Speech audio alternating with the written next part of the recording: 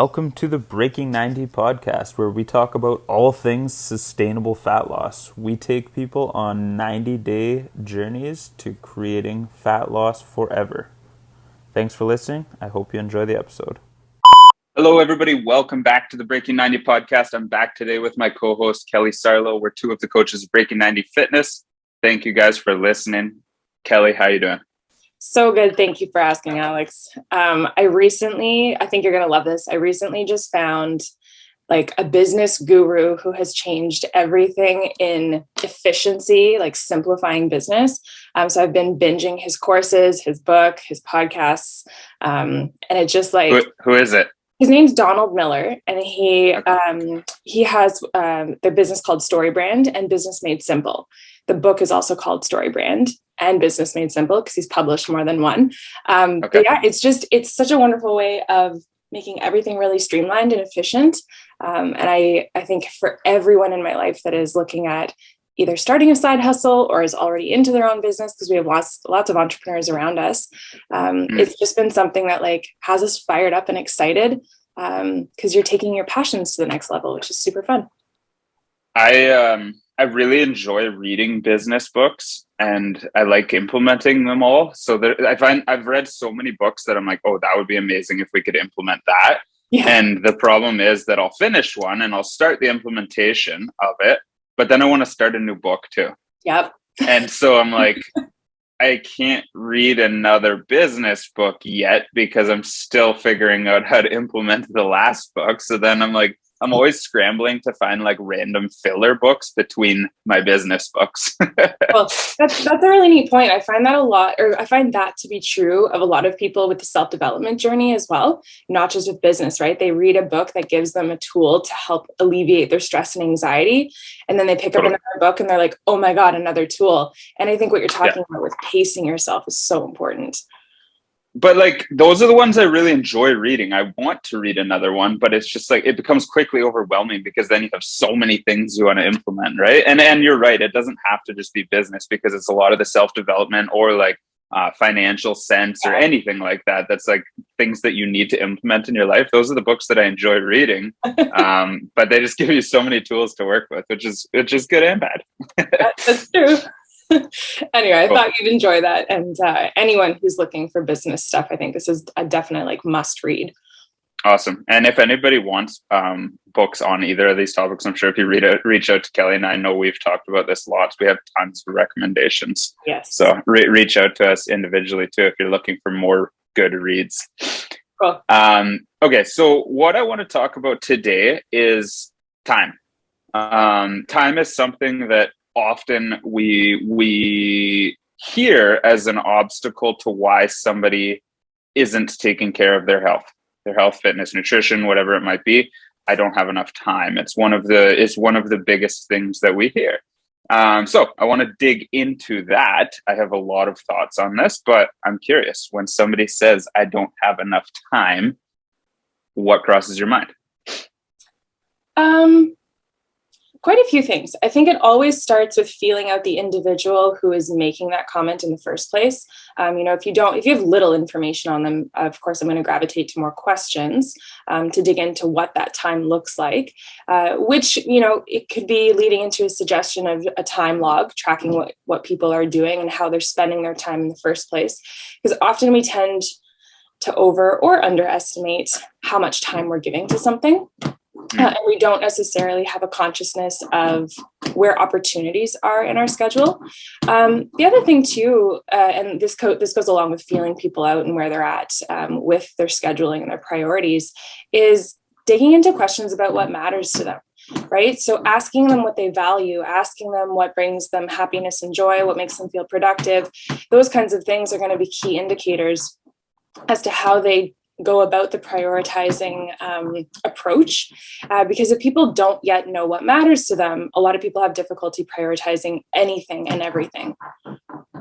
Totally. Love that you touched on priorities, because to me, when we talk about time, we have to talk about priorities. All of us and this is a really corny cliche thing to say. I hate when people say, well, we all have the same 24 hours, because we don't all have the same 24 hours, obviously. We all have very different 24 hours, but we all have the same amount of time. We just have different priorities to fit within that time, right? And so if improving your health and fitness is high enough on your priority list, I think almost anybody will be able to find time to make the changes necessary. If it's not high enough on your priority list, then, and you're comfortable with that idea, you're comfortable with saying this isn't one of the priorities that I need to focus on right now, that's okay too. There's not necessary, you don't necessarily always have to be pushing for better health and fitness if it's not a high priority. But if you're sitting here telling me that your health and fitness is a priority and you don't have time, there's probably some truths and some false to that we need to dig into. I think reframing that statement, though, rather than saying I don't have time, saying it isn't a priority for me right now, is important. If you're comfortable with that, if you're comfortable saying it isn't a priority for me right now, which I think most people won't be, saying that my health and fitness is not a priority right now, then that's fine. But I think you need to be very real with yourself rather than using the time as an excuse when most of the times it's not. Well, yes, I wouldn't discount any of what you just said. I just want to say, in addition to that, if it's something that you're conscious of, right? Because I believe that some people believe they don't have time, and they haven't assessed the priorities to begin with. And another term that we could bring in is responsibilities, right? Because many of us have responsibilities and priorities, and they aren't always the same thing. And so we feel scrambled and, in a kind of chaos with both of these things. And so finding time or making time feels pretty much impossible because there's no organization to either priorities or responsibilities.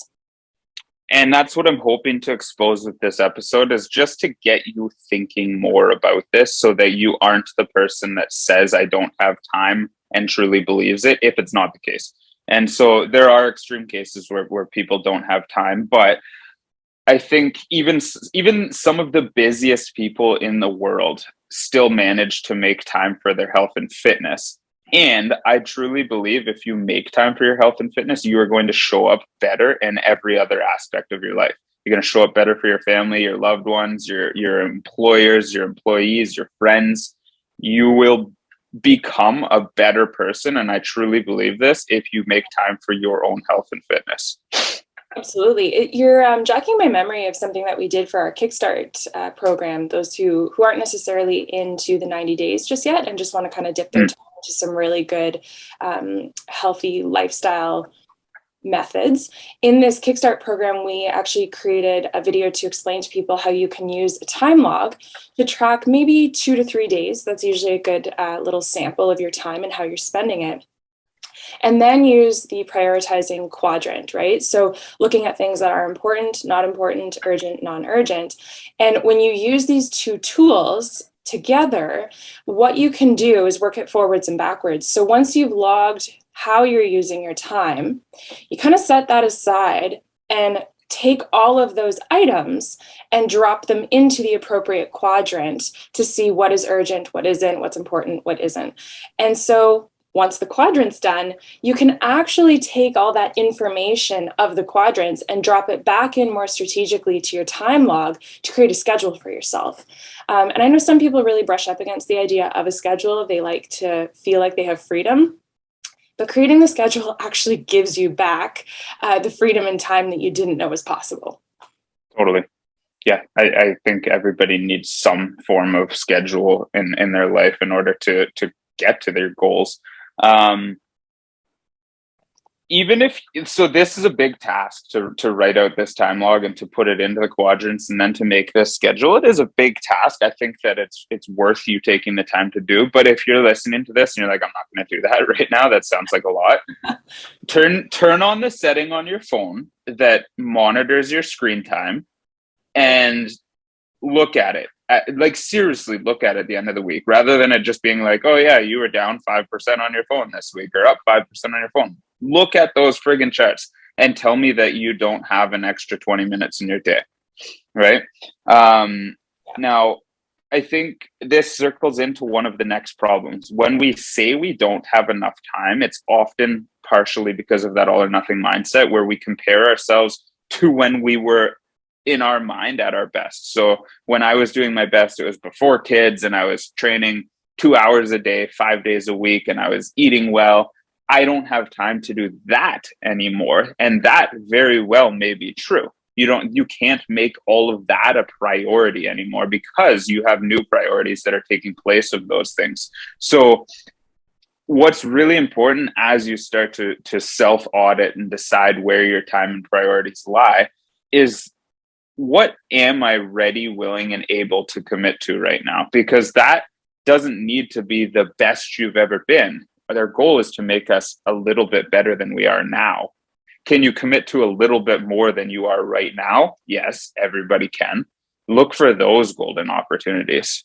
Cool. I like that you're comparing maybe a past version of yourself or a past version of your lifestyle to your current one. In addition to that, I also want to talk about people's misconceptions of definitions of success, right? You're talking about this all or nothing mentality. If I believe that a workout shouldn't be less than 45 minutes, I can easily tell you I don't have time in a day to do that, especially if I also believe that it has to be done in one chunk. So when we start to break down our preconceived notions of what health and fitness look like, and it has to be a complete healthy plate instead of a partially healthy plate, it has to be a long duration of activity, and I can't stop moving in between that, we can actually start to find opportunities and pockets in our day where we can fit. I just did 15 squats before we started this podcast, and I did 15 while I was eating my banana this morning. Like, there's health and fitness worked into parts of the day instead of thinking I have no time. I love it. One thing that we really preach in Breaking 90 is getting your 20 minutes of purposeful movement in per day. And this 20 minutes is like kind of a made up number, like getting 10,000 steps in a day. Like 20 minutes isn't by any means golden. Some people need 25, some people need 15. That's fine. It's like what the idea of this 20 minutes of purposeful movement is: push yourself outside of your comfort zone, reach for something even on your worst days. So what Kelly just mentioned there, and I want to highlight what some of our successful clients have done, because it's figuring out how this can fit into your life. Because almost every person I talk to, I say, could I ask you to fit 20 minutes of something into most of your days? They will say yes. Now, that could be overwhelming some days. It can be hard some days, but some people like Kelly will break it into a bunch of chunks throughout the day. 15 squats here, 15 squats there. That's pretty easily going to total 20 minutes over the day. Today, for instance, for myself, I know that I'm busy. So what I'm going to do is I got a little workout in this morning where I normally would have a longer workout. And I have a move goal that I like to accomplish in a day. And I this is kind of like my bare ass minimum is hitting my move goal. So I have back-to-back calls all day today, every half hour. So what I will do is, if any of those calls end more than 5 minutes early, I will run on my stairs for 5 minutes. And like, this is going to add up to a lot more than you would imagine. Some of our clients who have really crushed it, they'll break it up into 10 minutes in the morning, 10 minutes in the afternoon. They'll go on their lunch break and they'll walk instead of sitting at their desk to eat. One of our clients got a bike and set her desk up at the bike, so she'll bike while she's on phone meetings. I've heard of people getting the stand-up treadmills to walk while they're on phone meetings. The stand-up desk over the treadmill. Sorry. Any others that stick out to you that people have mentioned that is just like such a brilliant way to make this happen? Yeah, actually, and it's a little bit of a less intense version, if that's okay, because I think some people will listen to this and go, oh my God, you're telling me I have to like do things as I'm doing things, right? Like, I'm multitasking now. That's not necessarily what we're saying. If I have 5 minutes in between clients, because I have a similar style where I'm back to back with meetings or one-on-ones, I might take 5 minutes at my desk and do shoulder stretches or shoulder checks where I'm checking my posture and I'm strengthening my paraspinal muscles just by giving consciousness to my movement. in my seated position, right? So I'm not stressing myself with needing to get somewhere. I'm not stressing myself with another to do. I literally haven't even moved my legs, but I'm actually doing something really great for my body. Yeah. Yeah. That actually reminded me of another one. So, when we say 20 minutes of purposeful movement, it doesn't need to be a workout. It could be a walk. It could be a hike, a bike ride, a swim, a stretch, a yoga class. It can be anything that is outside of your norm. Anything that makes you intentionally focus on your health, your fitness, your movement. So one thing that a lot of people do is almost every person listening to this probably watches a half an hour of TV most nights. So you start stretching. You start, like for myself, I found a movement routine that I love, and I do it almost every day. It's ingrained in my memory now. I don't need to watch the video anymore to do it. So I can sit on the floor while we watch TV and do that for 15 or 20 minutes. Like that's an easy thing for me to accomplish on my worst day, on a day where I wouldn't get anything in, rather than just collapsing on the couch at the end of a long day. Stretching's really not going to take that much more out of me, and I will feel better because of it. A lot of our clients do that, or yoga at the end of the night, put a YouTube yoga video on and sit there on the floor and do a 20-minute yoga class. Yeah. What do you think? I love it. I love coaching people and poking around with questions so that they can find pockets of their day to make more things doable, right? Because I think a lot of us feel out of control when we feel like time is slipping away, and this can spiral into a really unhealthy mindset. So everything that you've talked about in terms of finding opportunities where you can maybe stack some habits, right? Your TV and your stretching, or your TV and your treadmill. It's making things more accessible, which is giving people back the sense of control and power. And I'm all for it. Have you seen the Simpsons episode where did you watch Simpsons growing up? When I was a kid, yeah, it's been a long time. Okay, so Homer decided to get a treadmill to get fit, and then it had a TV or something, or he put a TV there to make it more enjoyable. So he's walking on the treadmill while watching TV. And by the end of the episode, he had it it would only, I think it was attached to the treadmill because it would only play if the treadmill was running. So by the end of the episode, he had a chair set up on either side of the treadmill, and he was sitting there watching TV. That's what it just sparked my memory. That was so funny. I love it. And at that point, you are only cheating yourself. No, that's awesome. I think we've given people a lot to think about. I just quickly want to mention that Quadrant Exercise. So the way that we do it is you write out everything you do, ideally in the smallest increments possible that you can, so you can break down your entire day. So you can do 5, 10, 15, 30-minute increments so that you can break down your whole day, your whole 3 days, and you start to highlight these areas. And what it should do is bring you back to that priority list, right? What is high on my priority? What needs to take priority over my health and fitness right now? What can take less priority than my health and fitness right now? So where can I make these 5, 10, 15, 20 minutes pockets of time regularly so that I can prioritize my health and fitness? We don't need to dig really deep into that. I think that gives people an idea of what we're looking at. But if you have any questions about it, feel free to reach out to us, because we can help you set that up or take a look at it for you. Yeah, and I would really encourage people to seek out a coach to do that, because it's annoying. Just like straight up, you're going to do it and you have to schedule in or write in everything you're doing in a 15-minute interval. It's tedious when you're doing that over a course of 3 days, but it is really helpful with all of the tidbits of information that you can provide to see where we have opportunities to stack things. So if you're looking at an overwhelmed list of a time log and you don't know what to do with it, that's where we come in, right? To say like, hey, here's 6 opportunities to put these things together, or schedule them more strategically throughout your week rather than your day. And a great example of that is I will never ever prioritize things over and above my connection with my mom and my partner, right? Like that's just not something I'm willing to do. Those are the 2 foundational relationships. And so if I want to talk to my mom every single day, touch base, debrief, and things like that, I might get on the phone with her as I go for my walk. And so I can still get in the things I need for myself and make the connections that are going to keep joy and this feeling of security in your life. So we can see those opportunities that you sometimes can't see for yourself or might feel exhausted by. And it's a just quick shift of the mindset. It is, and yeah, I like everything you said. It is tedious. It will take some time to do that 3-day time log.